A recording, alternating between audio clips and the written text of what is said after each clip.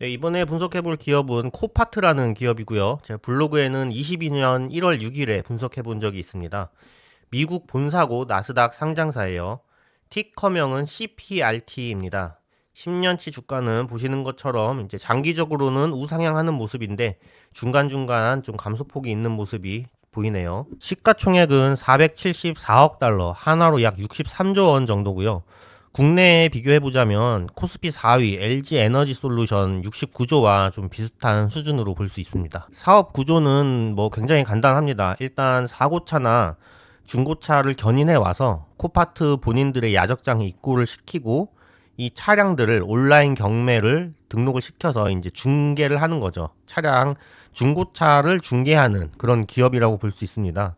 그래서 코파트 홈페이지에 가보시면 이렇게 이제 중고차나 이제 사고차들을 이렇게 파는 모습을 볼 수가 있어요. 먼저 사업은 11개 국가에서 운영을 하고 있고요. 아무래도 미국이 본사이기 때문에 미국에서 이제 최대 규모의 그 야적장을 운영하고 있습니다. 그래서 지금 200개 정도의 야적장을 운영하고 있는 상태고요. 이제 코파트 같은 경우에는 리스, 그러니까 임차보다는 소유를 선호하는 경향이 있습니다. 그래서 이 야적장을 고를 때 중요한 점이 대형 도로와의 접근성, 그리고 차량 회전을 위한 평평한 지형이 돼야겠죠. 그리고 기상재해, 뭐 눈이나 비가 많이 올 때 차량들의 피해가 가지 않는 그런 부지를 이제 야적장으로 소유를 해서 운영하고 있습니다. 그래서 이 부분들은 제가 이따 설명드리겠지만 굉장히 좀 메리트가 큰 자산이라고 저는 생각을 하고 있어요. 자, 구체적으로 매출 구조 한번 살펴보면 일단 미국이랑 인터내셔널 구분해 놓고 있는데 역시 미국이 압도적인 비중을 차지하고 있죠. 그리고 크게는 이제 서비스랑 차량 판매 수익으로 나눠서 보고를 하고 있는데 서비스 수익은 말 그대로 코파트가 그 차량들을 차량 경매를 이제 중개하고 홈페이지를 운영하고 그런 수수료 수익들이 많고요. 차량 판매 수익은 코파트가 이제 해당 차량을 직접 매입하고 판매한 수익들을 의미합니다. 그래서 24년 기준으로 보면 이제 서비스 수익이 84%고 차량 판매 수익이 16%예요. 대부분이 이제 서비스 수익으로 발생하고 있다는 걸 알 수 있겠죠. 10년치 매출을 보면 굉장히 인상적입니다. 일단 기본적으로 10년 연속 매출 증가를 기록하고 있고요. 뭐 코로나 시기 2019년이나 인플레 시기 23, 24년 매출도 어김없이 증가를 했고요. 그 다음에 10년 평균 매출 증가율도 15.6%로 굉장히 높은 성장률을 보이고 있습니다. 자, 이익도 매출과 마찬가지로 지난 10년 동안 꾸준히 증가하고 있어요. 그래서 굉장히 높은 이제 상승률을 보이고 있고 더 눈에 띄는 점은 이제 이익률이죠. 10년 평균 영업이익률이 35%, 당기순이익률이 28%로 굉장히 높은 수준입니다. 우리가 기술력을 예로 들 때 이제 ASML 이제 전 세계 유일무이한 노광기 제조 기업이잖아요. 그런 기업의 영업이익률이 33%입니다. 그런데 이제 코파트 같은 경우에는 제가 아까 사업 구조에서도 말씀드렸지만 뭐 복잡한 사업을 하는 게 아니잖아요. 그냥 고장차나 사고차, 중고차들을 본인들 야적장에 갖다 놓고 경매를 진행해서 수수료를 받는 사업 구조예요. 근데 그런 기업에서 이렇게 굉장히 높은 이익률을 기록하고 있다는 건 상당히 눈에 띄는 부분이죠. 그리고 이익률의 편차 역시도 이렇게 높은 이익률에 대비해서는 굉장히 낮은 편차입니다. 영업이익률, 당기순이익률 한 3%, 5% 정도인데 이 말은 매출이 증가할 때 영업이익과 당기순이익률은 이 10년 평균 35%, 28%에서 플러스 마이너스 3%, 5%밖에 차이가 안 난다는 거예요. 그러면 매출이 증가할 때 비용이 자연스럽게 증가를 하겠지만 그만큼 이 판매 단가의 비용 증가분을 전가시켜서 기업의 경쟁력이 있다. 이런 부분들을 알 수 있는 거죠. 자, 그래서 여러분들 본인들이 이제 투자하려는 기업의 평균 이익률에 대해서도 생각해 볼 필요가 있는데요. 이렇게 이익률이 높은 기업들은 왜 높을까에 대해서 한번 생각을 해보면 코파트 같은 경우에는 뭐 아까 ASML처럼 그렇게 뭐 높은 기술력을 통해서 사업을 하는 게 아니잖아요. 그냥 단순하게 그 차량 경매를 진행해주고 수수료를 받는 사업일 뿐인데 왜 이렇게 높은 이익률을 발생시킬 수 있을까? 매출액 대비 비용이 왜 이렇게 적을까? 반대로는 발생하는 비용 대비 왜 이렇게 매출이 많을까에 대해서 생각을 해볼 필요가 있습니다. 이 코파트 같은 경우에는 아까 200개 정도의 야적장을 운영하고 있다고 했잖아요. 미국이 아무리 땅이 크더라도 200개의 야적장을 운영할 정도로 큰 규모의 기업이 많지 않습니다. 코파트 같은 경우가 굉장히 특수한 경우고요. 그리고 야적장 있다고 하더라도 아까 말씀드린 대로 대형 도로와의 접근성이 있어야 되고 차량 회전을 잘 할 만큼 평평해야 되고 눈 비가 올 때 침수가 안 돼야 되는 그런 좋은 땅들이 미국이 아무리 넓더라도 이런 땅들이 많지는 않을 거잖아요. 그래서 이런 땅들을 소유하고 운영할 수 있는 자본력이 있다는 거죠. 그래서 결국 이렇게 높은 이익률은 규모의 경제를 통해서 발생시키고 있는 걸로 볼 수 있습니다. 그래서 이익률 같은 경우에는 이익률이 높은 경우가 몇 가지가 있어요. 그래서 규모의 경제가 있거나 아니면 높은 기술력이 있거나 아니면 위험 프리미엄이 있기 때문에 이익률이 높은 경우가 있어요. 이런 부분들은 제가 나중에 영상으로 정리를 해보도록 하고, 그래서 결론적으로 코파트 같은 경우에는 규모의 경제를 통해서 높은 이익률을 창출해내고 있다, 이렇게 보시면 될 것 같습니다. 다음으로 재무상태표 한번 살펴보면 일단 10년 평균 부채 비율은 48%로 굉장히 낮은 수준이고요. 10년 평균 유동 비율은 376%로 굉장히 높은 수준입니다. 일반적으로 우리가 부채 비율은 100에서 200% 그리고 유동 비율은 200%를 초과할 때 어느 정도 안정적인 재무 구조를 가지고 있다라고 볼 수 있는데, 코파트 같은 경우에는 이보다도 훨씬 낮은 48% 그리고 유동 비율은 376%로 굉장히 높고요. 가장 최근인 2024년 기준으로 보자면 부채 비율이 12%입니다. 자본 대비 부채가 12%밖에 되지 않는 거예요. 그리고 유동 비율은 700%로 굉장히 높습니다.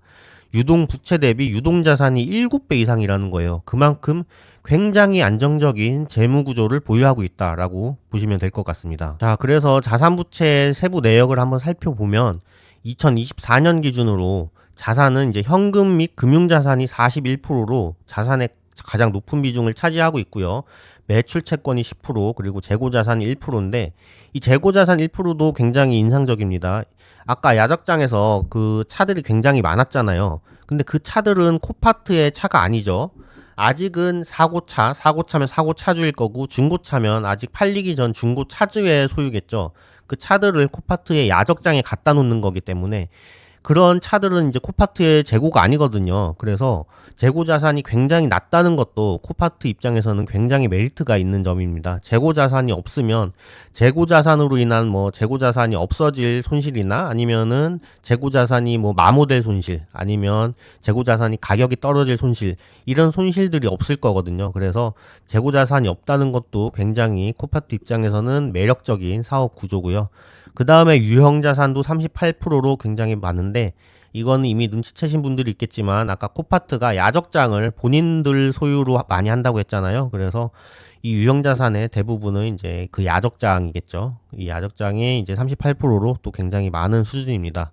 그리고 부채를 살펴보면 매입 채무가 64%로 굉장히 높고, 지금 차입금은 없죠. 차입금이 없습니다. 그리고 리스 부채 14%인데, 리스 부채는 이제 본인 소유가 아닌 야적장들을 이제 임차해서 사용할 때 그 리스 부채를 의미하는 거겠죠. 그래서 자산 부채의 이 구조도 굉장히 좋은 모습입니다. 자, 부채 비율이 일단 12%였기 때문에 이 부분은 딱히 분석을 안 해도 될 것 같긴 한데, 다른 기업들과 이제 비교 삼아 분석해 보자면, 일단 24년도에 이제 차입금이 없었어요. 차입금이 없었는데 이제 22년부터 사실상 거의 차입금이 없는 수준이죠. 그래서 이자 비용도 거의 발생을 하지 않았습니다. 그래서 이자 비용도 지금 당기 순이익 대비 이자 비용의 비율이 0.8%로 거의 없는 수준이죠. 이자 비용의 부담이 없는 상황이고, 그 다음에 23년, 이게 24년인데 24년 기준 이제 현금화 가능 자산으로 24년 총 부채 전액을 지금 상환하고도 남는 수준이죠. 그래서 상당한 유동성을 보유하고 있고, 부채의 총 부채의 규모도 매우 적다, 이렇게 볼 수 있습니다. 자본적 지출 분석도 한번 해보자면,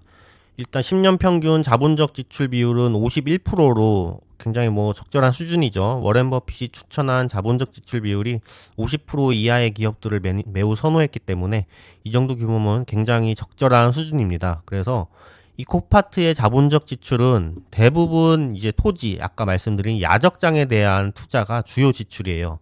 그래서 쉽게 생각하면 매년 평균 당기 순이익 대비 50% 정도를 야적장을 추가 구입하는 데 쓰고 있다라고 볼 수 있습니다. 그래서 이렇게 적은 금액을 재투자하면서도 높은 당기순이익을 창출해내고 있다. 이렇게 볼 수 있는 거죠. 그리고 기업 인수는 지난 10년간 없습니다. 기업 인수는 없고 본인들의 야적장 규모만 늘려가면서 충분히 높은 당기순이익을 창출해내고 있는 거죠. 주주 환원율도 한번 살펴보겠습니다. 코파트 같은 경우 이제 유일하게 아쉬운 부분이 주주 환원율이거든요.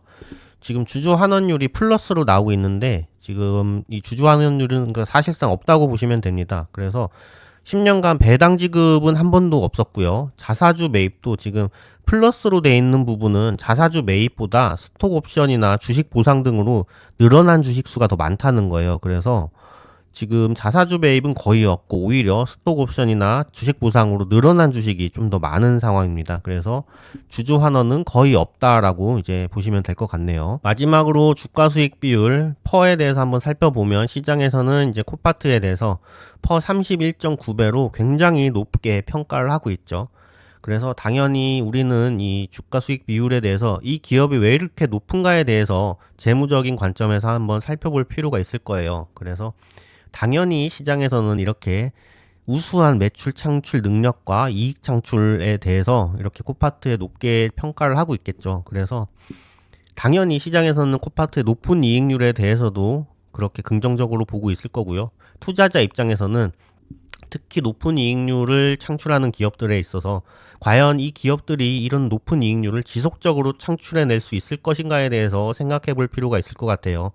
코파트는 이제 규모의 경제를 통해서 높은 이익률을 창출해내고 있다고 했잖아요. 그래서 향후에도 만약에 30년 동안 이렇게 코파트만한 규모의 경제를 일으킬 자동차 매매 중개 법인이 생겨날 수 있을까에 대해서 한번 생각해 볼 필요가 있을 것 같고요. 개인적으로는 현대 자본주의의 특성상 자본이 너무 집중되다 보면 이렇게 어쩔 수 없이 벌어질 수밖에 없는 격차가 있거든요. 그리고 이런 걸 따라잡는 게 과연 가능할까라는 생각이 좀 들긴 해요. 그래서 규모의 경제도 높은 기술력 못지않게 굉장히 그 기업 입장에서는 메리트가 있는 상황이고 그런 사업 구조를 갖고 있다라고 보는 게 저는 맞을 것 같고요. 물론 30년 이내에 뭐 이 정도 규모의 또 기업이 나올 수 있겠죠. 그런 기업이 나온다면 당연히 코파트의 이익률도 떨어질 테고요. 그래서 이런 부분들을 한번 종합적으로 생각해 보고 현명한 투자를 해보시길 바랍니다.